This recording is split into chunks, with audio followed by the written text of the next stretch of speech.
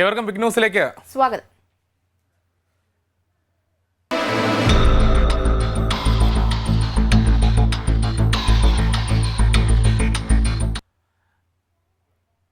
മേഘ, കഴിഞ്ഞ ദിവസം നമ്മൾ പറഞ്ഞിരുന്നു മന്ത്രിസഭ ഇനി പുതിയ മന്ത്രിസഭ വരാൻ പോവുകയാണ്, കേരളം പുതുയുഗത്തിലേക്ക് എത്താൻ പോവുകയാണെന്ന് പറഞ്ഞു. ഇനി അതിന് നമുക്ക് കൃത്യമായി പറയണമെങ്കിൽ മണിക്കൂറുകൾ മാത്രമെന്ന് വേണമെങ്കിൽ പറയാം. അത്തരത്തിലേക്ക് പോവുകയാണ്. തിങ്കളാഴ്ച തന്നെ ഈ സത്യപ്രതിജ്ഞ നടക്കുമെന്ന് ഇതിന്റെ തിരക്കിട്ട ചർച്ചകളെല്ലാം നടക്കുകയാണ്. അപ്പോഴും സമ്പൂർണ്ണ മന്ത്രിസഭ തന്നെ തിങ്കളാഴ്ച സത്യപ്രതിജ്ഞ ചെയ്യും. രാവിലെ 10 മണിക്കുള്ള ആ ചടങ്ങ് വലിയ ഗംഭീരമായ ഒരു ചടങ്ങാക്കി മാറ്റാൻ UDF ഒരുങ്ങുകയാണ്. ആ സെൻട്രൽ സ്റ്റേഡിയത്തിൽ ഗംഭീരമായ പന്തലൊക്കെ ഇപ്പോൾ അതിന്റെ അണിയറ പ്രവർത്തനങ്ങളൊക്കെ നടന്നുകൊണ്ടിരിക്കുന്ന ഒരു സാഹചര്യം. മറ്റ് സംസ്ഥാനത്തിലെ തമിഴ്നാട്, തെലങ്കാന, കർണാടക മുഖ്യമന്ത്രിമാരൊക്കെയും പങ്കെടുക്കുന്നു. രാഹുൽ ഗാന്ധി, പ്രിയങ്ക ഗാന്ധി ഒക്കെ പങ്കെടുക്കുന്നു. അതിൽ താരപ്രഭയും ഉണ്ടാകുമെന്നുള്ള ഒരു കാര്യം കൂടി അറിയുന്നുണ്ട്. അതിൽ എത്രത്തോളം കാര്യങ്ങൾ നാളത്തോടു കൂടി അറിയാൻ കഴിയും. മന്ത്രിമാരെ കുറിച്ചുള്ള വ്യക്തമായ വിവരം നാളെ അറിയാമെന്നുള്ളതാണ്. ഇന്നും അതിനിർണായക ചർച്ചകളാണ് തിരുവനന്തപുരം കേന്ദ്രീകരിച്ച്, തലസ്ഥാനം കേന്ദ്രീകരിച്ച് നടന്നത്, കന്റോൺമെന്റ് ഹൗസ് കേന്ദ്രീകരിച്ച് നടന്നത് എന്നുള്ളതാണ്. ഇപ്പോഴും ചർച്ചകൾ തുടരുന്നു. മാത്രമല്ല മേഘ, ഈ പറഞ്ഞതുപോലെ ഈ ചർച്ചകളെല്ലാം പുരോഗമിക്കുന്ന സാഹചര്യത്തിൽ നമുക്ക് കാണാൻ കഴിയുന്ന ഒരു കാര്യമുണ്ട്. അതായത് ഈ പറഞ്ഞതുപോലെ ഈ മന്ത്രിസഭ ഒരു തീരുമാനത്തിലേക്ക് എത്തുന്നത് അതും കൂടിയാലോചനകളിലൂടെ തന്നെയാണ്. അപ്പോഴും ചില മാധ്യമങ്ങൾ ഞാൻ വീണ്ടും പറയുന്നത്, ചില മാധ്യമങ്ങളും ഈ ഇടത് സൈബർ ഹാൻഡിലുകളും കാണാൻ കഴിയുന്നത് മന്ത്രിസഭ രൂപീകരണത്തിലും തമ്മിലടി എന്ന് പറയുന്നത് കാണുന്നു. നമ്മൾ ഈ തമ്മിലടി എന്ന് പറഞ്ഞതാ ഈ കഴിഞ്ഞ ദിവസങ്ങളിലെല്ലാം കണ്ട ദൃശ്യങ്ങളിലെല്ലാം വ്യക്തമാണ് ആരായിരുന്നു എന്നുള്ളത്. KC വേണുഗോപാൽ പക്ഷം എന്നൊക്കെ ഉണ്ടോ എന്ന് KC വേണുഗോപാൽ തന്നെ ചോദിക്കുന്ന ഒരു സാഹചര്യത്തിലേക്ക് പോകുന്ന അവസ്ഥയുണ്ടായിരുന്നു. ഈ പ്രധാനമായും മുഖ്യമന്ത്രിയെ സംബന്ധിച്ച തീരുമാനം ഇത്രയും വൈകി എന്നൊക്കെ പറഞ്ഞ മറ്റു മാധ്യമങ്ങളടക്കം സോഷ്യൽ മീഡിയ അടക്കം അങ്ങനെ ഒരു പ്രചാരണം കൊണ്ടുവരാൻ കഴിഞ്ഞു. പക്ഷേ കോൺഗ്രസിന്റെയും UDFിന്റെയും കാലാകാലങ്ങളായുള്ള ഒരു നടപടിക്രമം മാത്രമാണ്. ഇവിടെ മാത്രമല്ല, UDF സർക്കാരുകൾ, മുൻ സർക്കാരുകളൊക്കെ എടുത്തു നോക്കിയാൽ അതിന്റെ എങ്ങനെയാണ് സർക്കാരുകളൊക്കെ അധികാരത്തിൽ വന്നത്, അല്ലെങ്കിൽ മുഖ്യമന്ത്രിയെ സംബന്ധിച്ച് തീരുമാനമുണ്ടായത്, ഇനി മറ്റ് സംസ്ഥാനങ്ങളിൽ കോൺഗ്രസ് സർക്കാരുകൾ എങ്ങനെയാണ് അധികാരത്തിൽ വന്നത്, ഇത്തരത്തിലുള്ള ഒരു പ്രോസസ്സിലൂടെയാണ്. ആ പ്രോസസ്സിലൂടെ മാത്രമേ ആ കാര്യങ്ങളിലൊക്കെ മുൻപോട്ട് പോവുകയുള്ളൂ. പ്രചരിപ്പിച്ചാൽ അത് മാത്രമല്ല, ഈ ഒരാളുടെ പേര് നിശ്ചയിക്കുമ്പോൾ ബാക്കിയുള്ള ഗ്രൂപ്പുകളുടെ ആളുകളെല്ലാം വലിയ രീതിയിൽ പ്രക്ഷോഭം ഉണ്ടാക്കും, കേരളം കത്തിക്കും എന്നൊക്കെ തരത്തിലുള്ള വ്യാജമായുള്ള വാർത്തകളും പുറത്തു വരുന്നു. പക്ഷെ അതൊന്നും നമ്മൾ കണ്ടില്ല. നമുക്ക് ബോധ്യമായില്ല. പക്ഷേ അതേസമയം KC വേണുഗോപാൽ എല്ലാവരും VD സതീശൻ VD സർക്കാരിനൊപ്പം ചേർന്ന് പ്രവർത്തിക്കുമെന്ന് അവർ തന്നെ മാധ്യമങ്ങളോട് വ്യക്തമാക്കിയ സാഹചര്യത്തിൽ അങ്ങനെ ഒരു തരത്തിലുള്ള, അതായത് ഒരു കുത്തിത്തിരിപ്പ് വാർത്തകൾക്കും അടിസ്ഥാനമില്ല. പക്ഷേ മറുവശത്തേക്ക് പോകുമ്പോൾ പ്രതിപക്ഷ നേതാവ് ആകണ്ട എന്നുള്ള തരത്തിൽ ആലപ്പുഴയിലും പത്തനംതിട്ടയിലും കണ്ണൂരിലും വ്യക്തമായി തന്നെ സഖാക്കൾ പറഞ്ഞിരിക്കുന്ന ഒരു സാഹചര്യം കൂടി ഉണ്ട് എന്നുള്ളതാണ്. കഴിഞ്ഞ ദിവസം മുൻ ആരോഗ്യമന്ത്രി കൂടിയായ വീണ ജോർജിനെ ആ പത്തനംതിട്ട ജില്ലാ സെക്രട്ടേറിയറ്റിൽ ഇരുത്തിക്കൊണ്ടുള്ള വിമർശനങ്ങളാണ്. അതായത് ശൈലി മാറ്റണം, പിണറായി വിജയന്റെ പോക്ക് ശരിയല്ല, ഈ തോൽവി എം വി ഗോവിന്ദന്റെ ഭാഷാശൈലി മാറ്റണം, അതായത് തോൽവി സമ്മതിക്കാത്ത മുൻ മുഖ്യമന്ത്രി പിണറായി വിജയൻ പിന്നെ ഈ പ്രതിപക്ഷ നേതാവൻ എന്താണ് അർഹത എന്ന് ചോദിക്കുന്ന കാര്യങ്ങളും അംഗങ്ങൾ ചോദിക്കുന്നത്. ഏതായാലും നമ്മൾ ഇന്ന് ഈ ചർച്ച നമ്മൾ കഴിഞ്ഞ ദിവസം പറഞ്ഞു നിർത്തി എവിടെയാണോ അവിടെ നിന്ന് തന്നെയാണ് നമ്മൾ തുടങ്ങുന്നത്. അതായത് പുതിയ സർക്കാരിലേക്ക് കടക്കുമ്പോൾ ഒട്ടേറെ സാധ്യതകളാണ്, ഒട്ടേറെ പുതിയ കാര്യങ്ങളാണ്. ഇപ്പോൾ അതിൽ ഏറ്റവും എടുത്തു പറയേണ്ടത്, ഇന്ന് അദ്ദേഹം പറഞ്ഞൊരു കാര്യമുണ്ട്, മോഡി കൂട്ടേണ്ട കാര്യമില്ല. ക്ലിഫ് ഹൗസിന് മോഡി കൂട്ടിയിട്ട് ഒരു കാര്യവുമില്ല. മന്ത്രിമന്ദിരങ്ങൾക്ക് മോഡി കൂട്ടണ്ട, എസ്കോർട്ട് അത് കഴിഞ്ഞ ദിവസം പറഞ്ഞു. വാഹന വ്യൂഹങ്ങളുടെ അകമ്പടി വേണ്ട. എത്ര വാഹന വ്യൂഹങ്ങളായിരുന്നു മുൻ മുഖ്യമന്ത്രി പിണറായി വിജയൻ പോയിക്കൊണ്ടിരുന്നപ്പോൾ, അതൊന്നും വേണ്ട എന്ന് ചില വാഹനങ്ങൾ ഏറ്റെടുക്കാൻ പോലീസ് നിർദ്ദേശം നൽകിയിട്ടുമുണ്ട്. അങ്ങനെയുള്ള എല്ലാ തീരുമാനങ്ങളും എടുക്കുന്ന ഒരു സാഹചര്യമുണ്ട്. അത്തരത്തിൽ ഒരു പുതുമ നമുക്ക് കാണാൻ കഴിയും. അത് മാത്രമല്ല, ഇന്ന് ആശാപ്രവർത്തകർ എത്തിയപ്പോൾ അവരുടെ മുഖത്തുണ്ടായ സന്തോഷം, ആ സന്തോഷം നമുക്ക് വരുന്ന ആളുകളിലും കാണാൻ കഴിയും. അതായത് അവർ കുറെ 266 ദിവസങ്ങളായി സെക്രട്ടേറിയറ്റ് മുൻപിൽ സമരം ചെയ്യുന്ന നമ്മുടെ അമ്മമാർ അല്ലേ. അതായത് കോവിഡ് സമയത്തും വലിയ തരത്തിൽ ആ ഇറങ്ങി പ്രവർത്തിച്ച ഒരു കൂട്ടം ആളുകൾ, അവർക്ക് നീതി നിഷേധിച്ചപ്പോൾ അന്നത്തെ പ്രതിപക്ഷം കൂടെ നിർത്തി. പ്രതിപക്ഷ നേതാവ് VD സതീശനൊക്കെ KPCC പ്രസിഡന്റ് അടക്കം ആ സമർപ്പണത്തിൽ നിരവധി അവസരങ്ങളിൽ പോയി സന്ദർശിക്കുന്ന കാഴ്ചയും കണ്ടു. അന്ന് പറഞ്ഞ വാക്ക് അത് അവർ നടപ്പാക്കാൻ പോകുന്നു. അതായത് ആശാപ്രവർത്തകർ മാധ്യമങ്ങളോട് വ്യക്തമാക്കിയ ഒറ്റ ഒരു കാര്യമുള്ളൂ, UDF സർക്കാരിൽ വിശ്വാസമുണ്ട്, VD സതീശനിൽ വിശ്വാസമുണ്ട്. അത് മാത്രമല്ല, ഈ സാധ്യതകളെല്ലാം മുന്നിൽ നിൽക്കുമ്പോഴും നമ്മൾ കഴിഞ്ഞ ദിവസം പറഞ്ഞതുപോലെ വലിയ രീതിയിലുള്ള ബാധ്യത, സർക്കാരിനെ വലിയ രീതിയിൽ ബാധ്യതകൾ വലയ്ക്കും എന്നുള്ളതും തീർച്ചയാണ്. കാരണം ഖജനാവിൽ ഈ വരുത്തി വെച്ചിരിക്കുന്ന ഒരു അനിശ്ചിതത്വം എന്ന് പറയുന്ന സാധ്യതയിലേക്ക് പോകുന്ന ദൃശ്യങ്ങളിൽ കാണുന്നത് നേരത്തെ, അതായത് ആശാപ്രവർത്തകർ കന്റോൺമെന്റ് ഹൗസിൽ VD സതീശനെ, നിയുക്ത മുഖ്യമന്ത്രി VD സതീശനെ കാണാൻ വന്നിരുന്നു. അവരുമായി ആശയവിനിമയം നടന്നതാണ്. നമുക്ക് വളരെ ഷോർട്സ് കണ്ടിട്ട് തിരിച്ചു വരാം.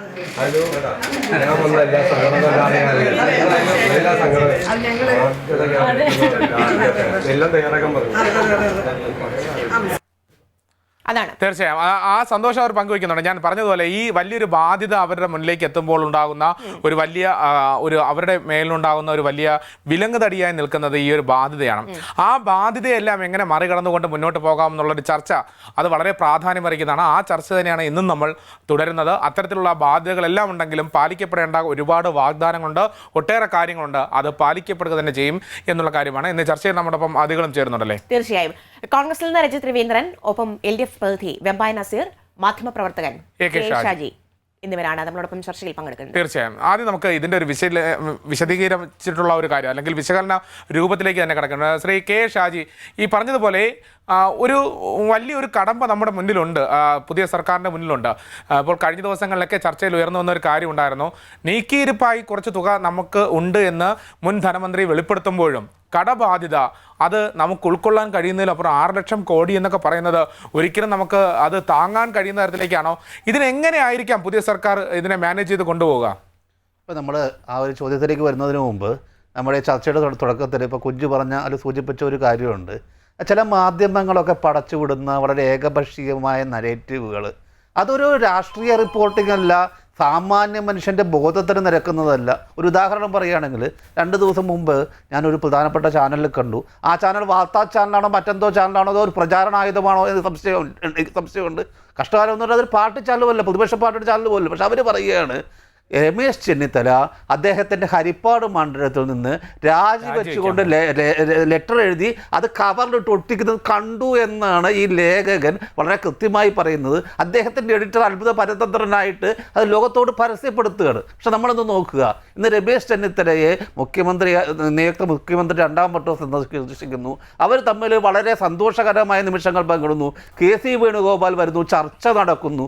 അപ്പോൾ മുഖ്യമന്ത്രിയെ തെരഞ്ഞെടുക്കുന്ന ചില താമസങ്ങളുണ്ടായെങ്കിലും മറ്റു മന്ത്രിമാരുടെ കാര്യത്തിൽ തിരക്കിട്ട കൂടിയാലോചനകൾ നടക്കുന്നു. അതിൻ്റെ ഫലമായിട്ട് നാളിതുവരെ ഇല്ലാത്തൊരു സ്പീഡിൽ കാര്യങ്ങൾ നടക്കുന്നു.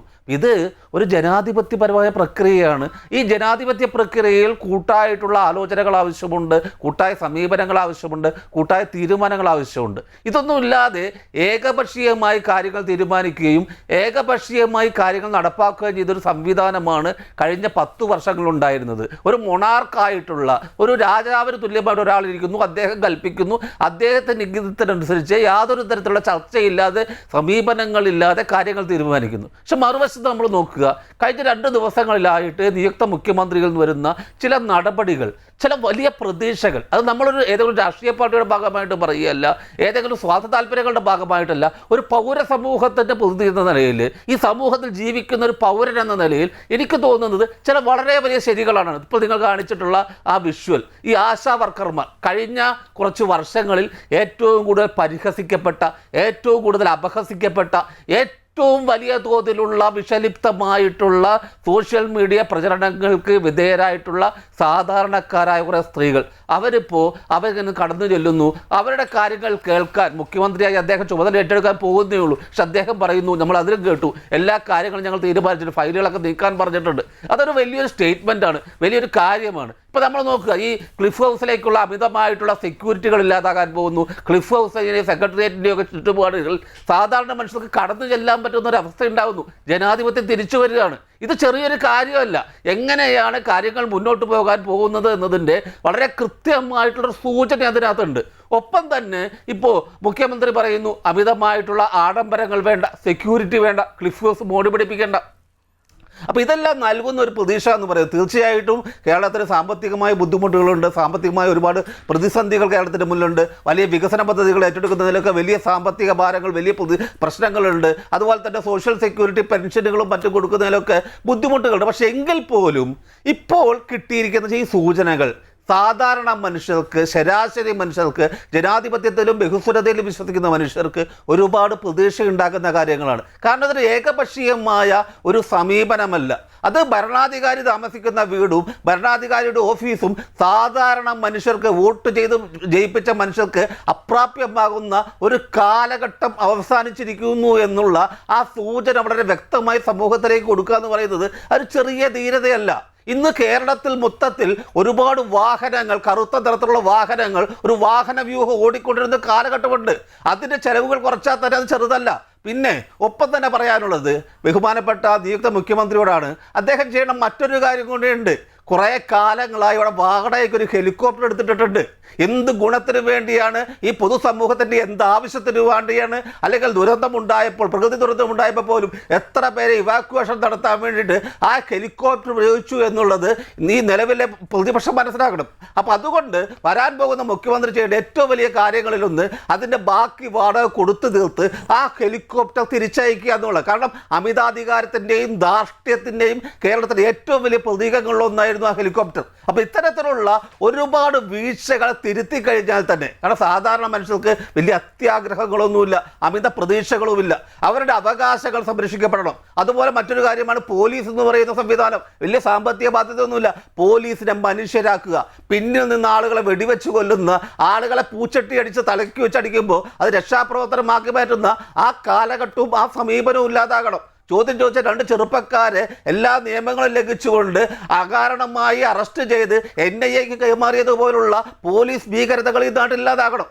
ഇത്തരത്തിലൊരു ഗുഡ് ഗവേണൻസ് എന്ന് പറയുമ്പോൾ മനുഷ്യാവകാശങ്ങളിൽ അധിഷ്ഠിതമായിട്ടുള്ള, മനുഷ്യൻ്റെ അന്തസ്സിനെ അടിസ്ഥാനമായിട്ടുള്ള, അതുപോലെ സർക്കാർ ചെയ്യുന്ന കാര്യങ്ങൾ ഭിക്ഷയല്ല, ഓരോ മനുഷ്യൻ്റെ അവകാശങ്ങളാണ് ഞങ്ങൾ നിങ്ങൾക്ക് നൽകുന്നത് എന്ന് അസൾട്ട് ചെയ്യാൻ ഈ സർക്കാരിന് കഴിയണം. കാരണം കുറച്ച് കാലങ്ങളായിട്ട് കേരളത്തിൽ പറഞ്ഞുകൊണ്ടിരുന്നത് ഞങ്ങൾ നിങ്ങൾക്ക് ഭിക്ഷ തരുന്നു, ചോദ്യം ചെയ്യാതെ, എതിർപ്പ് പറയാതെ, കിട്ടുന്നത് വാങ്ങി നന്ദിയുള്ളവരായിരിക്കൂ, പാടി സ്തുതിക്കൂ എന്നുള്ളൊരു രാഷ്ട്രീയമാണ് കേരളത്തിൽ ഉണ്ടായിരുന്നത്.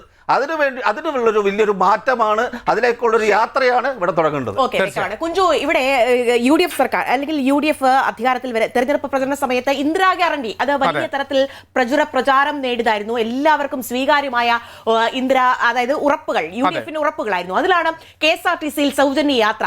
കഴിഞ്ഞ ദിവസം BJPയുടെ മഹിളാ മോർച്ച പ്രവർത്തകർ KSRTCയിൽ കയറി, ബസ്സിൽ കയറിയിട്ട് ഇവിടെ ഞങ്ങൾക്ക് എവിടെ സൗജന്യ യാത്ര എവിടെ എന്നൊക്കെ ചോദിക്കുന്നുണ്ട്. ശ്രദ്ധിക്കാനുള്ളത് കേരളത്തിലുള്ളവരല്ല എന്നുള്ള, കേരളത്തിലുള്ള പ്രവർത്തകരായിരുന്നില്ല എന്നുള്ളതാണ്. അത് മലയാളം സംസാരിക്കുന്നുണ്ടെങ്കിൽ കൂടി അവർ മറ്റ് സംസ്ഥാനങ്ങളിൽ നിന്ന് വന്നതായിരുന്നു. 15-ാം തീയതി മുതൽ VD സതീശൻ KSRTCയിൽ സൗജന്യ യാത്ര അനൗൺസ് ചെയ്തിരുന്നാണോ എന്നുള്ളതാണ്. അതായത് ഒരു BJP എന്ന് പറയുന്ന ആളുകൾക്ക് അല്ലെങ്കിൽ BJP നേതാക്കൾക്ക് നേതൃത്വ തലങ്ങളിൽ ഇരിക്കുന്ന ഒരു സാമാന്യ ബോധം ഇല്ലേ എന്നുള്ളത്. അങ്ങനെ ഉണ്ടെങ്കിൽ അവർ BJP ആകുമോ എന്നുള്ള കമന്റുകളൊക്കെ ഉണ്ടായിരുന്നു. നിലവാരത്തിൽ മലയാളികൾ എന്തുകൊണ്ടാണ് ഇവരെ കാണുന്നതെന്ന് ഇതിനോടകം ഏറ്റവും ഒടുവിലത്തെ ഏറ്റവും കൃത്യമായ ഉദാഹരണമാണ് ഈ സംഭവം. അതിൽ ഒരു കാര്യം കൂടി ഉണ്ട് മേഘ, ഗതികെട്ട് ഇവർ ഒരു തരത്തിലും ഇറങ്ങി പോകാത്തത് കൊണ്ട് അവസാനം കണ്ടക്ടർ കയ്യിൽ നിന്ന് കാശ് മുടക്കി ടിക്കറ്റ് അടിച്ചു കൊടുക്കുന്ന ഒരു സാഹചര്യം വരെ ഉണ്ടായിരുന്നു. അധികാരത്തിൽ സത്യപ്രതിജ്ഞ ചെയ്ത അധികാരത്തിൽ വന്നാൽ മാത്രമേ നയപരമായ കാര്യങ്ങളിൽ തീരുമാനമെടുക്കാൻ കഴിയൂ. സാമാന്യ ബോധം ഇവർക്ക് ഉണ്ടാകണ്ടേ. അതായത് കഴിഞ്ഞ ദിവസം 3 രൂപ 5 പൈസ പെട്രോളിനും ഡീസലിനും കൂട്ടിയ ആളുകളുടെ ഫോട്ടോ വെച്ചിട്ടുള്ള ഒരു പോസ്റ്റർ വെച്ചാണ് ഇവർ സമരം ചെയ്യുന്നത് എന്നുള്ളത്. തീർച്ചയായും. അല്ല, അങ്ങനെയുള്ള സാഹചര്യങ്ങളിലേക്ക് കടന്നു പോകുമ്പോൾ ഈ പറഞ്ഞതുപോലെ ഇത് എന്തുകൊണ്ടാണ് ചർച്ച ഇപ്പോൾ അതിനെ സപ്പോർട്ട് ചെയ്തുകൊണ്ട് ഒരുപാട് കേരളത്തിലെ BJP പ്രവർത്തകർ വന്നു. നേതാക്കൾ ആരും വന്നില്ല. കാരണം നേതാക്കൾക്കെല്ലാം അതിലെ ഒരു ചെറിയ ബോധമെങ്കിലും ഉള്ളത് കൊണ്ട് തന്നെ അവരാരും കടന്നു വന്നില്ല എന്നുള്ളതാണ്. ഈ അക്ഷരാർത്ഥത്തിൽ അത്തരത്തിൽ അപഹാസ്യരാകുന്ന രീതിയിലേക്ക് BJP നേതൃത്വം പോകരുത് എന്നുള്ള ഒരു കാര്യം കൂടി വ്യക്തമാക്കണം. അതായത് UDF സർക്കാർ അധികാരത്തിൽ വരുമ്പോൾ കേരളത്തിൽ ഇന്നേ വരെ ഉണ്ടായിട്ടില്ല അല്ലെങ്കിൽ ഏറ്റവും വലിയൊരു ജനപിന്തുണ UDF സർക്കാരിന് ഉണ്ടാകും. VD സതീശൻ VDS സർക്കാരിന് ഉണ്ടാകുന്ന കാഴ്ച നമ്മൾ കണ്ടു. അപ്പോൾ UDF പറഞ്ഞ വാഗ്ദാനങ്ങൾ അതേപടി നടപ്പിലാക്കും. ആരും ഇങ്ങനെ വിഷമിച്ച് ബുദ്ധിമുട്ടേണ്ട കാര്യമില്ല. ഏതായാലും നമ്മൾ കഴിഞ്ഞ ദിവസം ആദ്യ മന്ത്രിസഭാ യോഗത്തിൽ തന്നെ ഇത് സംബന്ധിച്ച തീരുമാനം ഉണ്ടാകുമെന്ന് അവർ പറയുകയും തീർച്ചയായും. ഏതായാലും മേഘ, ഇത് നമ്മൾ കഴിഞ്ഞ ദിവസം ചർച്ച ചെയ്തപ്പോൾ നമ്മൾ പറഞ്ഞത് ഈ അധിക ബാധ്യത എങ്ങനെയാണ് തരണം ചെയ്യാൻ കഴിയുമെന്നുള്ളതാണ്. അന്ന് നമ്മൾ കഴിഞ്ഞ ദിവസം ഒരു ചോദ്യം ചോദിച്ചിരുന്നു. കേരളീയം നവകേരളം പരിപാടി, ആഗോള അയ്യപ്പ സംഗമം, ഇങ്ങനെയുള്ള പരിപാടികളൊക്കെ നടത്തിയിട്ട് സാധാരണക്കാരന് എന്ത് നേട്ടമാണ് ഉണ്ടാവുന്നത്? ആഗോള അയ്യപ്പ സംഗമം തന്നെ നോക്കൂ. ഈ ശബരിമലയുടെ വികസനം എന്നൊക്കെ പറഞ്ഞ് അങ്ങനെ കൊട്ടിഘോഷിച്ചാണ് ആഗോള അയ്യപ്പ സംഗമം നടത്തിയത്. എന്നിട്ട് വലിയ ചെലവുകൾ അതിന് പിന്നിൽ നടത്തി. ഊരാളുകളിൽ വരെ വലിയ പൈസ ഇപ്പോഴുള്ള സാഹചര്യം. അവിടെ കട്ടിൽ വാങ്ങുന്നു, ഈ മെത്ത വാങ്ങുന്നു, ഇതൊക്കെ ഇപ്പോൾ എവിടെ കൂട്ടിക്കിടക്കുന്നു എന്നുള്ളതടക്കമുള്ള ചോദ്യങ്ങൾ സ്വാഭാവികമായി ഉയരുകയാണ്. അപ്പോൾ അക്ഷരാർത്ഥത്തിൽ ഇത് കൊണ്ട് എന്താണ് നേട്ടം? സാധാരണ ജനങ്ങൾക്ക് എന്താണ് നേട്ടം? നവകേരള സദസ്സ് പോയി പട്ടിണി കിടക്കുന്നവരോട് മുണ്ട് മുറുക്കി എടുത്ത് പോയി മോഹിനിയാട്ടം കാണാൻ പറഞ്ഞാൽ കാണാൻ പറ്റുമോ? ഇല്ല. അപ്പോൾ എന്തുകൊണ്ടാണ് ഈ നവകേരള സദസ്സ്, ആഗോള അയ്യപ്പ സംഗമം, ഇതുകൊണ്ടുള്ള ലക്ഷ്യം എന്തായിരുന്നു? ഒരു തരത്തിലുള്ള ആർക്കും ഒരു തരത്തിലുള്ള കൃത്യമായ ഒരു നടപടിയും ഉണ്ടായിട്ടില്ല സാധാരണക്കാരെ സംബന്ധിച്ചിടത്തോളം. നമുക്ക് അത് ഈ LDF പ്രതിനിധിയോട് തന്നെ ചോദിക്കാം. ശ്രീ വെമ്പായ നസീർ, ഞാൻ ഈ സൂചിപ്പിച്ച പോലെ കേരളീയം, നവകേരളം, ആഗോള സംഗമം തുടങ്ങി ഒട്ടേറെ പരിപാടികൾ, പദ്ധതികളൊക്കെ നിങ്ങൾ നടത്തിയിട്ടുണ്ട്. ഈ നടപ്പിലാക്കിയ ഈ പരിപാടികൾ കൊണ്ട് ഒരു സാധാരണക്കാരന് എന്ത് തരത്തിലുള്ള ഒരു ഉപയോഗമാണ് ഉണ്ടായത് എന്നുള്ളതാണ്. അതിനു മുമ്പ് താങ്കളിലേക്ക് വരുന്നതിന് മുമ്പ് ഇപ്പോൾ ഈ UDFന്റെ യോഗത്തിന് ശേഷം ശ്രീ കുഞ്ഞാലിക്കുട്ടി, PK കുഞ്ഞാലിക്കുട്ടി മാധ്യമങ്ങളെ കാണുകയാണ്. ആ ദൃശ്യങ്ങൾ കൂടി കണ്ടുവന്നതിന് ശേഷം ചർച്ചയിലേക്ക് കിടക്കാം.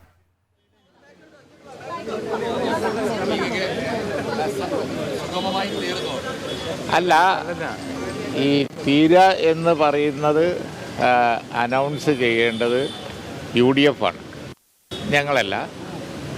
ഞങ്ങൾ ഡിസ്കഷൻ ഇന്നത്തേത് കഴിഞ്ഞു. നാളെ ഇനി എന്തെങ്കിലും സംസാരിക്കാനുണ്ടോ ഇല്ലേ എന്നുള്ളത് എല്ലാവരുമായിട്ടുള്ള സംസാരം കഴിഞ്ഞാലല്ലേ അവർക്ക് അന്തിമമായി പറയാൻ പറ്റുള്ളൂ. അപ്പോൾ ഒരു മിനിറ്റ് ഞങ്ങൾ ആ വക കാര്യങ്ങളെക്കുറിച്ചൊന്നും ഞങ്ങൾക്ക് പറയാൻ കഴിയില്ല.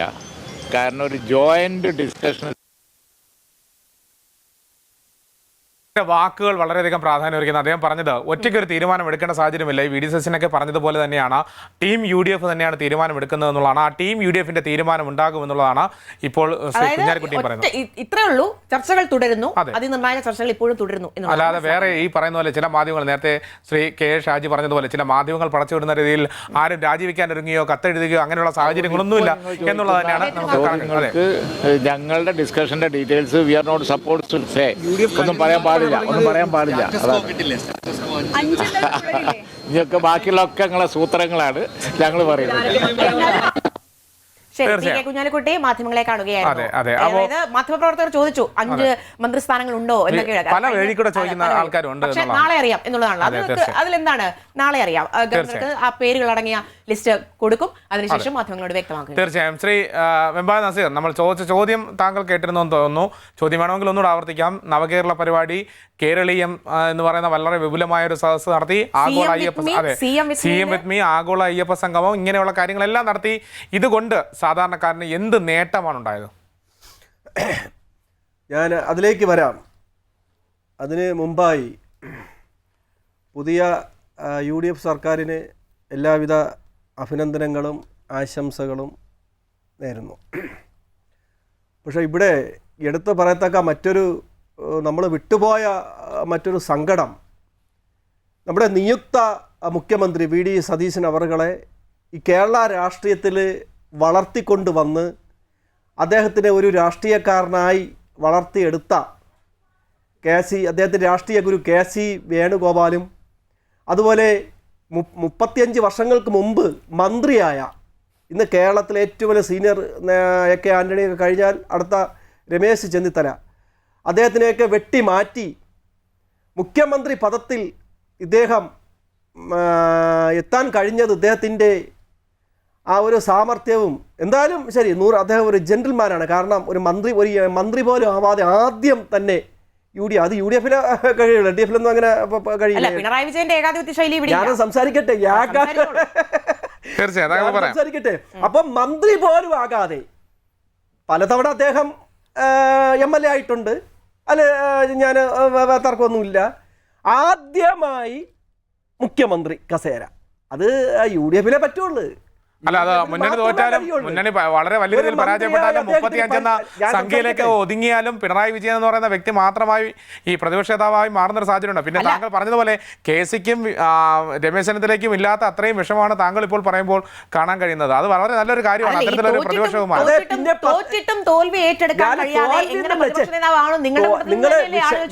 എന്റെ വിഷയത്തിലേക്ക് നിങ്ങൾ താങ്കൾ വരൂ. ഞാൻ പറഞ്ഞു വരുന്നത് ജനങ്ങളുടെ സങ്കടമാണ്, ആശങ്കയാണ്. ഏത് ജനങ്ങളുടെയാണ്? 10 ദിവസം പിന്നെ എന്തിനെടുത്തു? അല്ല, 10 അല്ല, കഴിഞ്ഞ ദിവസം നിങ്ങൾ കഴിഞ്ഞ തവണ, അതായത് 2021 നിങ്ങൾ അധികാരത്തിലേറാൻ 18 ദിവസം എടുത്തു. എന്തിനാണെന്നറിയോ? അല്ല, എന്തിനായിരുന്നു? 24 എന്തിനായിരുന്നു? സമയം നോക്കിയതായിരുന്നു. ജോത്സ്യനോട് സമയം നോക്കിയതായിരുന്നു. കടന്നാക്രമിക്കല്ലേ? തീർച്ചയായും താങ്കൾക്ക് പറയാം. എനിക്ക് അനുവദിച്ച സമയത്ത് ഞാൻ സംസാരിക്കട്ടെ. നിങ്ങളെ 18, 19, 25 2 മാസവും പിണറായി വിജയന് 2ാം പിണറായി സർക്കാർ സമയം എടുത്തു നിങ്ങൾ പറയുന്നു. അതിന്റെ സാഹചര്യം നോക്കണം. സാഹചര്യം ഒന്നുമില്ല, ജ്യോതിഷിയെ കണ്ടു സമയം കുറിച്ച് മാത്രമാണ് തമ്മിലടി സാഹചര്യം. അല്ല തമ്മിലടി. ഞാനൊന്ന് പറയട്ടെ, രണ്ടാം പിണറായി സർക്കാരിൽ പിണറായി വിജയൻ തന്നെ മുഖ്യമന്ത്രി ആകുമെന്ന് കേരളത്തിലെ എല്ലാവർക്കും അറിയാം. അത് ഏറ്റവും നന്നായിട്ട് അറിയുന്ന പിണറായി വിജയനായിരുന്നു. പിണറായി വിജയനാണല്ലോ തീരുമാനം. നിങ്ങളുടെ ഞാൻ സംസാരിക്കട്ടെ, വാക്ക് പറയാൻ പറ്റില്ല. ശരി പറയും. ഈ UDF-ൽ മുഖ്യമന്ത്രി ആരെന്ന് ഈ 4 ദിവസത്തിന് മുമ്പ് വരെയും കേരള ജനത ഒന്നാകെ രാഹുൽ ഗാന്ധിയുടെ വായിൽ നോക്കിയിരുന്നു, മുഖത്ത് നോക്കിയിരുന്നു, ദീപാദാസ് മുൻഷിയുടെയൊക്കെ മുഖത്ത് നോക്കിയിരുന്നു. എന്താണ് മൊഴിയുന്നത്, എന്താണ് പറയുന്നത്, ആരെയാണ് മുഖ്യമന്ത്രിയായി പ്രഖ്യാപിക്കുന്നത്, അദ്ദേഹം മുഖത്ത് നോക്കിയിരുന്നു. ഓരോ വാക്കുകളും മലയാളികൾ ശ്രദ്ധിച്ചിരുന്നു.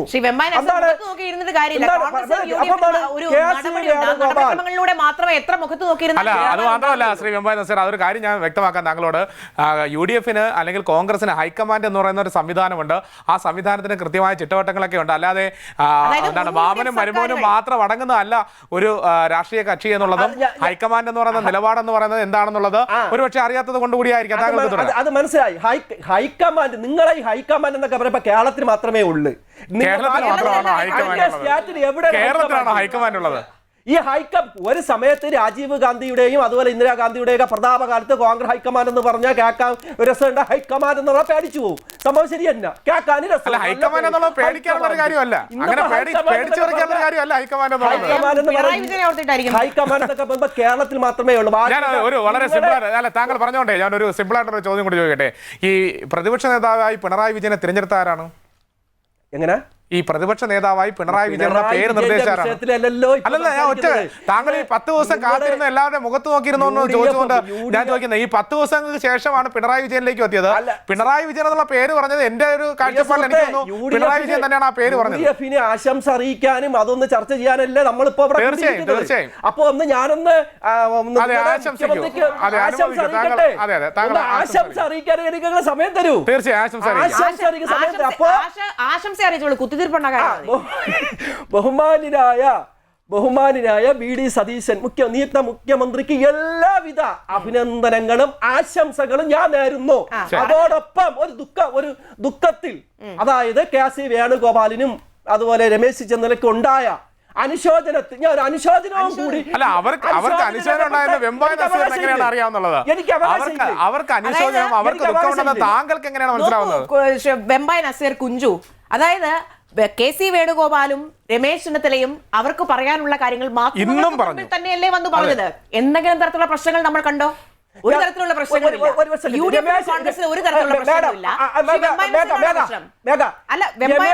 ചെന്നിത്തല എന്തിന് പിണങ്ങി ഗുരുവായൂര് ഒരു എല്ലാ മാസവും പോകുന്നതാണ്. പിണങ്ങിപ്പോയെന്ന് ആരാണ് പറഞ്ഞത്? അങ്ങയോട് ആരാണ് പറഞ്ഞത്? ശ്രീ വെമ്പായ നസീർ, ശ്രീ വെമ്പായ നസീർ, താങ്കൾക്ക് ആ ദൃശ്യം ഒന്ന് വലുതായി കാണിച്ചു തരാം.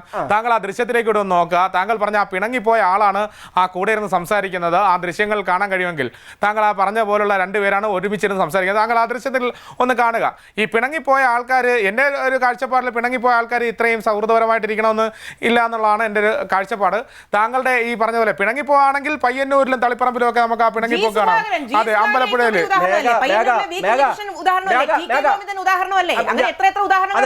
അതെ, ഞാനൊന്ന് പറയുന്നു, എത്ര ശത്രു ആയാലും വീട്ടിൽ കയറി വന്നാൽ ഇറങ്ങി പോകാൻ പറയാൻ പാടില്ല. പക്ഷെ അങ്ങനെയല്ല അമ്പലപ്പുഴയിൽ ജി സുധാരൻ പറഞ്ഞത്. അങ്ങനെയല്ല പയ്യന്നൂരിൽ പറഞ്ഞത്. അങ്ങനെയല്ല തളിപ്പറമ്പിൽ പറഞ്ഞത്. തളിപ്പറമ്പിൽ ഇന്ന് V കുഞ്ഞികൃഷ്ണൻ ഇന്ന് രമേശ് ചെന്നിത്തലയെ കാണാൻ വന്നപ്പോഴും പറഞ്ഞു, ഞാൻ അവിടെ നിന്ന് ജയിച്ചത് CPM കറകളഞ്ഞ CPM-കാരുടെ കൂടി വോട്ട് കൊണ്ടാണ്, അല്ലാതെ ഈ പറഞ്ഞതുപോലെ ഏകാധിപത്യം കാണിക്കുന്ന CPM-കാരുടെ വോട്ട് കൊണ്ടല്ല എന്ന് അദ്ദേഹം ഇന്നും വ്യക്തമാക്കി. അതാണ് അങ്ങനെയാണെങ്കിൽ പിണക്കമില്ലായിരുന്നെങ്കിൽ, ശ്രീ വെമ്പായ നസീർ, അങ്ങനെയാണെങ്കിൽ പിണക്കമില്ലായിരുന്നെങ്കിൽ അമ്പലപ്പുഴയിലെ വീട്ടിലെത്തി ജി സുധാകരനെ പിണറായി വിജയൻ എന്തുകൊണ്ടാണ് തൊട്ടടുത്ത് വന്നു ഒരു ചടങ്ങിന് ഒരു ഉദ്ഘാടനത്തിന് വേണ്ടി? എന്തുകൊണ്ടാണ് കാണാതെ പോയത്? എന്തുകൊണ്ടാണ് അദ്ദേഹത്തിന്റെ കാലൊടിഞ്ഞ് സമയം അത് വ്യത്യാസം മനസ്സിലാക്കണം. CPM-ഉം കോൺഗ്രസും തമ്മിലുള്ള വ്യത്യാസം അല്ല, ഞാൻ പറഞ്ഞില്ല. അദ്ദേഹം മുഖ്യമന്ത്രി ചുമതലയുള്ള ഒരു മനുഷ്യനാണ്. ഇപ്പോ VD സതീശൻ അവർ ഇപ്പൊ തിങ്കളാഴ്ച ചുമതല ഏറ്റെടുക്കുമ്പോ അദ്ദേഹം തിരക്കായിരിക്കും. ചിലപ്പോ വീട്ടിൽ പോലും ചിലപ്പോ പോവാൻ സമയം കാണില്ല. ആ രീതിയിൽ നമ്മൾ അർത്ഥത്തിൽ എടുത്താൽ മതി. ഒരിക്കലും അല്ല, ആ രീതിയിലൊന്നും അല്ല. ഹെലികോപ്റ്ററിൽ വന്നിറങ്ങി വളരെ തൊട്ടടുത്ത്, അതെ, വീട് സന്ദർശിക്കാൻ ആ ഉദ്ഘാടനം നടന്നത്, ആ പരിപാടി നടന്നു. അന്ന് ഒരു ഫോൺ കോൾ പോലും വിളിക്കാത്ത ആളാണ് ഇന്ന് താങ്കൾ ഈ പറയുന്ന പോലെ ഈ കാരണഭൂതനായിട്ടുള്ള. ഞാൻ താങ്കളിലേക്ക് വരെ ഞാൻ ഒരു കാര്യം കൂടി പറയുന്നത്, വളരെ സമയം നമ്മൾ ഈ രീതിയിൽ ഇങ്ങനെ മുന്നോട്ട് പോകുന്നതുകൊണ്ട് സമയം വളരെ പരിമിതമായി മാറും. ഞാൻ താങ്കളോട് ചോദിച്ചൊരു ചോദ്യം, ആ ചോദ്യത്തിനുള്ള ഉത്തരം വളരെ ലളിതമായി താങ്കൾക്ക് പറയാൻ കഴിയുമെങ്കിൽ, നവകേരളം, കേരളീയം, ആഗോള അയ്യപ്പ സംഘം, CM വിത്ത് മീ തുടങ്ങിയ പരിപാടികൾ നടത്തിയതുകൊണ്ട് സാധാരണക്കാരന്, പൊതുജനത്തിന് എന്ത് ഗുണമുണ്ടായി? പൊതുജനങ്ങൾക്ക് നമുക്കറിയാം, നമുക്ക് ഈ അയ്യപ്പ സംഗമം നടത്തിയെന്ന് പറഞ്ഞു. അയ്യപ്പ സംഘത്തിൽ നമ്മൾ ഇവിടെ തന്നെ മേഘയോട്, എനിക്കൊന്ന് മേഘയോട് തോന്നുന്നു, ഒരു 8-10 ഇതിൽ ചർച്ചയിൽ പങ്കെടുത്തിട്ടുണ്ട്. ഈ അയ്യപ്പ സംഗമം നടത്തിയത് എന്താണ്? നമുക്കെന്താണ് BJP നടത്തുന്നതിനേക്കാൾ മുമ്പായി നമ്മൾ ഇടതുപക്ഷം നമ്മൾ നടത്തി എന്താണ്, എല്ലാ മതങ്ങളെയും ചേർത്ത് നിർത്തുന്ന അയ്യപ്പ സംഗമം. എന്താണ്, കേരളത്തിലെ ഏറ്റവും വലിയ ഒരു ദേവാലയമാണ് ശബരിമല. ശരി, ആയിക്കോട്ടെ.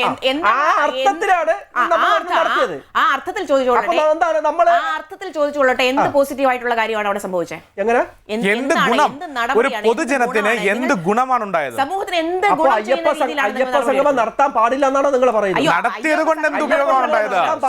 ശ്രീ വെമ്പായ നസീർ, നടത്തിയത് കൊണ്ട് എന്ത് ഉപയോഗം ഉണ്ടായി? എന്ത് ഉപയോഗം? ഞാൻ ചോദിക്കുന്നു. ഇവിടെ ഖജനാവിലെ പൈസ എടുത്തില്ല എന്ന് നിങ്ങൾ പറയുന്നു, അല്ലെങ്കിൽ ഇവിടുത്തെ പൈസ ഒന്നും ചെലവാക്കില്ലെന്ന് പറഞ്ഞു. സ്പോൺസർമാരുടെ കണക്കുകൾ വ്യക്തമാക്കാൻ നിങ്ങൾക്ക് സാധിച്ചിട്ടില്ല. ദേവസ്വം ബോർഡിന് എത്ര രൂപയാണ് കൃത്യമായി കണക്കാക്കിയത്, എടുത്തിട്ടുള്ളതെന്ന് കൃത്യമായ കണക്കുകൾ ഇതുവരെയും പുറത്തുവിട്ടില്ല. ഇങ്ങനെ ഈ പണം ചെലവാക്കിക്കൊണ്ട് 11 കോടിയോളം രൂപ റിസോർട്ടിൽ മാത്രം ചെലവാക്കിയിരിക്കുന്നു. ഇത്രയും കോടികൾ ചെലവാക്കിക്കൊണ്ട് ഈ പരിപാടി നടത്തിയതുകൊണ്ട് എന്ത് ഉപയോഗം? നമ്മൾ ആ വാക്കൊന്ന് താങ്കളൊന്ന് ശ്രദ്ധിക്കുക. എന്ത് ഉപയോഗം ഉണ്ടായി? നമുക്ക് ഉപയോഗം എന്ന് പറഞ്ഞാൽ നമുക്കറിയാം, അതാ നമുക്കറിയാം എന്താണ് കേരളത്തിലെ ഏറ്റവും വലിയ ഒരു ദേവാലയമാണ് ശബരിമല. ഈ ശബരിമലയിലെ വിശ്വാസതയും സുതാര്യവും മലയാളികളെ ബോധ്യപ്പെടുത്തേണ്ടതുണ്ട് ഈ സർക്കാരിന്. എന്നിട്ട് അത് ബോധ്യപ്പെടുത്താൻ കഴിഞ്ഞു. BJPയുടെ അജണ്ടയിലേക്ക് ജയിലിലായ എല്ലാവരും BJPയുടെ വലയത്തിലേക്ക് ശബരിമലയെ വിട്ടുകൊടുക്കാൻ സാധ്യമല്ല. അല്ല, എന്നിട്ട് നിങ്ങൾ ഈ ആഗോള അയ്യപ്പ സംഘം നടത്തിയിട്ട് അത് സ്വർണ്ണക്കൊള്ള കേസിലെ പ്രതികൾ മുഴുവൻ CPM ഇത്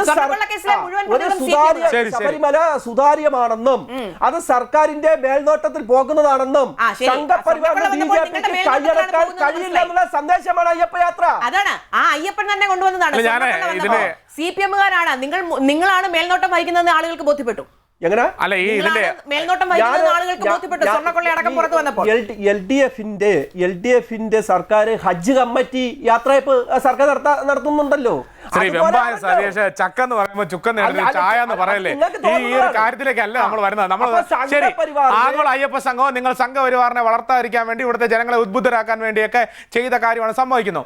നവകേരള സദസ്സോ ഈ പറഞ്ഞ പോലെ കേരളീയം പരിപാടി, ഇതൊക്കെ എന്തിനു വേണ്ടിയിട്ടായിരുന്നു? ഈ നവകേരള സദസ്, അതുപോലെ കേരളീയം പരിപാടി പോട്ടെ, CM വിത്ത് മീ എന്തിനായിരുന്നു? എന്ത് കാര്യത്തിനായിരുന്നു? സത്യത്തില് നമ്മൾ നല്ല ഉദ്ദേശത്തോട് തുടങ്ങിയതാണ്. ഏത്? ഈ നവകേരള. എന്നിട്ട് എന്തായെന്ന് പറഞ്ഞാൽ അത് വേണ്ടത്ര വിജയിക്കാൻ കഴിഞ്ഞില്ല. പത്രമാധ്യമങ്ങളും മുതലാളിമാരും നമ്മളെന്താണ് അത് തെറ്റായ രീതിയിൽ പത്രമാധ്യമങ്ങൾ വളച്ചൊടിച്ച് ജനങ്ങളെ തെറ്റിദ്ധരിപ്പിച്ച് അതാണ് ഉണ്ടായത്. സത്യം നല്ല ഉദ്ദേശത്തോടെ തുടങ്ങി നവകേരളം, നല്ല ഉദ്ദേശം. എത്ര പരാതികളാണ് അതെ, അതിന്റെ ഒരു കാര്യം ഞാൻ പറയാം. കഴിഞ്ഞ ദിവസം നമ്മുടെ ഈ ചർച്ച ശ്രീ വെമ്പായ സർ, ഒരു കാര്യം, താങ്കൾ ഈ പരാതികൾ കാര്യം പറയാതിരിക്കാമില്ല. കാരണം കഴിഞ്ഞ ദിവസം ഇതേ കാര്യം നമ്മളിവിടെ പറഞ്ഞപ്പോൾ എനിക്ക് അടിയന്തരമായ ഈ ചർച്ച കഴിഞ്ഞ ഉടനെ അടിയന്തരമായ ഒരു കോൾ വന്നു. ആ കോൾ വന്നത് CPO റാങ്ക് ലിസ്റ്റിൽ പങ്കെടുത്ത ഒരു ഉദ്യോഗാർത്ഥിയായിരുന്നു, ഒരു യുവാവായിരുന്നു. അദ്ദേഹത്തിന് ഏജ് ഓവറായി കഴിഞ്ഞുകൊണ്ട് അദ്ദേഹം എന്ത് ചെയ്യണമെന്ന് അറിയാൻ നിൽക്കുന്ന ഒരു സാഹചര്യമുള്ള ഒരു വ്യക്തിയാണ്. ഇടുക്കി ജില്ലക്കാരനാണ്. അദ്ദേഹം പറഞ്ഞത്, ഇപ്പോൾ 23,000-ലധികം പരാതികളാണ് കേരളത്തിലുടനീളം, കാസർഗോഡ് മുതൽ തിരുവനന്തപുരം വരെ 23,000-ലധികം പരാതികൾ എഴുതി തയ്യാറാക്കി കൊടുത്തത്. നിങ്ങളുടെ ടോക്കൺ നിങ്ങൾ കൊടുത്തല്ലോ, ആ പരിപാടിയിൽ നിങ്ങൾ കൊടുത്തല്ലോ, പരാതി കൊടുക്കുമ്പോൾ ഒരു ടോക്കൺ കൊടുക്കും, ഒരു നമ്പർ വെച്ചിട്ടുള്ള ഒരു ടോക്കൺ കൊടുക്കും. ആ ടോക്കൺ സൂക്ഷിച്ചു വെച്ചിട്ടുണ്ട് അയാൾ. ഇപ്പോഴും അങ്ങനെ 23,000-ലധികം പരാതികളുടെ ടോക്കൺ അവരുടെ കൈവശമുണ്ട്. എന്ത് നടപടി എടുത്തു? ഒരാൾക്കെങ്കിലും നിങ്ങൾക്ക് ജോലി കൊടുക്കാൻ കഴിഞ്ഞോ? ഞാൻ പറഞ്ഞുതരാം. അത് നിങ്ങൾക്ക് കിട്ടിയ തെറ്റായ വാർത്തയാണ്. ഒരിക്കലും അല്ല, വാർത്തകൾ വന്നതാണ്. അവരത് കഴുത്തി കെട്ടി തൂക്കിയിട്ടാണ് ഏറ്റവും അവസാന ദിവസം ഇവിടുന്ന് സെക്രട്ടേറിയറ്റിലെ നടയിൽ നിന്ന് ഈ സമരം കഴിഞ്ഞ് നടന്നു പോയത്. ആ ദൃശ്യങ്ങൾ താങ്കൾ ഒന്ന് യൂട്യൂബിൽ സെർച്ച് ചെയ്താൽ കിട്ടും. ഞാൻ പറയട്ടെ, മുഖ്യമന്ത്രി നടത്തിയ ആ നവകേരള സദസ്സിൽ 10,000-കണക്കിന് പരാതികളാണ് മുഖ്യമന്ത്രിക്ക് കിട്ടിയത്. അത് ഈ കിട്ടിയ എല്ലാ പരാതിക്കും അറുതി വരുത്തി എന്ന് ഞാൻ പറയുന്നില്ല. ഒരെണ്ണം താങ്കൾ പറയാൻ കഴിയുന്ന ഒരെണ്ണം ഒന്ന് മാത്രം പറഞ്ഞാൽ മതി. പരിഹരിച്ച ഒരു കാര്യം പറയൂ. പരിഹരിച്ച ഒരു കാര്യം പറയൂ. ഒറ്റ കാര്യം. താങ്കൾ പറഞ്ഞ ഏതെങ്കിലും വാർത്താ മാധ്യമങ്ങളിലോ പത്രത്തിലോ ഏതെങ്കിലും ലോക്കൽ ന്യൂസ് ചാനലോ അല്ലെങ്കിൽ ഏതെങ്കിലും പ്രമുഖ മാധ്യമങ്ങളിലോ വന്ന ഒരൊറ്റ കാര്യം, തീരുമാനമായ ഒരൊറ്റ കാര്യം പറഞ്ഞു കഴിഞ്ഞാൽ നമ്മൾ താങ്കളോട് ഇനി ചോദ്യങ്ങൾ ചോദിക്കുന്നില്ല. പ്രിയ സുഹൃത്തെ, ഈ ഇടതുപക്ഷത്തിന് എതിരാണ് നിങ്ങളടക്കമുള്ള എല്ലാ വാർത്താ മാധ്യമങ്ങളും. ഇടതുപക്ഷത്തിന് എതിരാണ്. ഏതെങ്കിലും മനോരമയിൽ വരോ, മാതൃഭൂമിയിൽ വരോ, കേരള കൗമുദിയിൽ വരും.